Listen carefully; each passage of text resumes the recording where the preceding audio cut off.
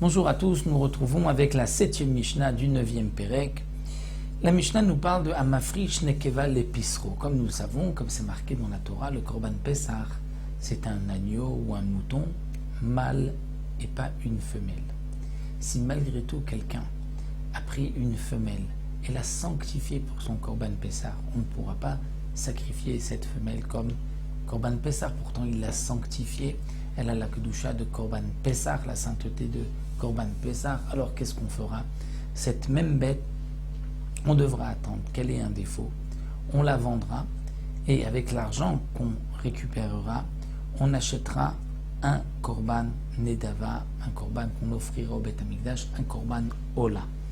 Et pas seulement si on a prélevé une femelle pour le Korban Pessah, mais même si on a prélevé un mâle, mais qui a 2 ans, alors que le Korban Pessah ne doit avoir que 1 an dans sa première année, eh bien là aussi, le din sera le même. Amafrish Nekeva Lepisro, celui qui a prélevé une femelle pour son Korban Pessah, Ozachar, ou un mâle, mais Ben Shteshanim, qui a 2 ans, alors que normalement on aurait dû prendre un mâle dans sa première année.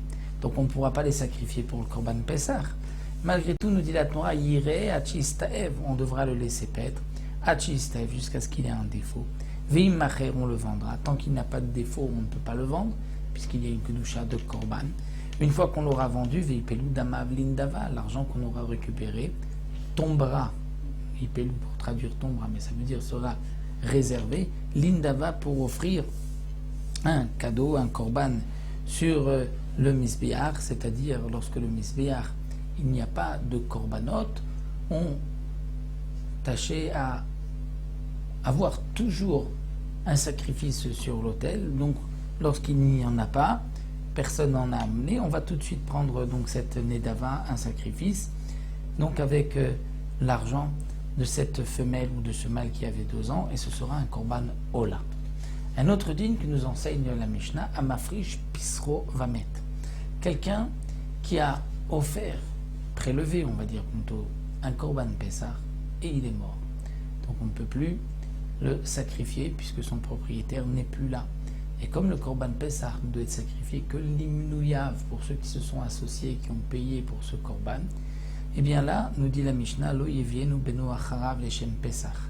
Même le fils, l'héritier de cet homme, ne pourra pas apporter le Korban Pessah à la place de son père. Et là, leshem shlamim, il ne pourra que leshem shlamim offrir un Korban Pessah. Étant donné que le père est mort, et bien sûr on parle dans le cas où le père était le seul propriétaire de la bête, donc le fils qui lui n'était pas associé ne peut pas pour lui-même offrir ce Korban, donc il ne pourra que l'offrir en tant que Korban Shlamim après la fête de Pessah. Donc voici pour la Mishnah Zayin, on se retrouvera dans la 8e Mishnah avec le cas d'un Korban Pessah qui s'est mélangé avec d'autres sacrifices. Comment va-t-on procéder?